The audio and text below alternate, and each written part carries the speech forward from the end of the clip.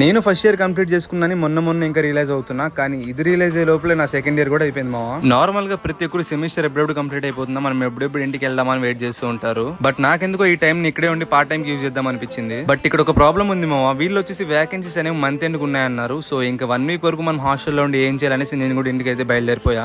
నా bus tickets వచ్చేసి morning 6:30కి book అయిపోయామో, నేను పనుకునే పాటికి 3:34 అయితే అయిపోయింది అనమాట. ఇంకా 1.5 hours స్లీప్ వేసి మా హాస్టల్ జైలు నుంచి అయితే బయటకి వెళ్ళిపోయామో, అక్కడ కనపడుతుంది కదా అదే మా జైలు. మార్నింగ్ 4 బాగుండడం వల్ల నాకు బస్ స్టాప్ వరకు ఒక అయితే లిఫ్ట్ ఇచ్చాడు మావా. అక్కడ నుంచి బస్ ఎక్కేసి నా బస్ లొకేషన్ వరకు అయితే వెళ్ళిపోయా.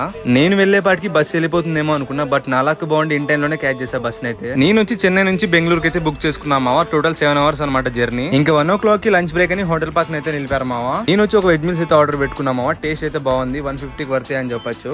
ఇంకా ఫైనల్ గా ట్రావెల్ చేసుకుంటే బెంగళూరుకి అయితే రీచ్ అయిపోయా. ఇంకా బెంగళూరు నుంచి మా హోమ్ టౌన్ కి అయితే ఇంకో బస్ అయితే క్యాచ్ చేసుకోవాలి మావా. నేను ఫైనల్ గా నా బస్ క్యాచ్ చేసుకుని మా హోమ్ టౌన్ కి అయితే బయలుదేరిపోయా. నైట్ 9:30 10 అయితే అయిపోయింది మావా నేను రీచ్ అయిపోయి. ఇంకా ఇంటికి వెళ్ళగానే మా రాజు డేంజర్ స్మైల్ అయితే వెయిట్ చేస్తున్నా అనమాట. ఈ వీడియోకి ఇంతే మావా, నెక్స్ట్ వీడియోలో మళ్ళీ కలుసుకుందాం.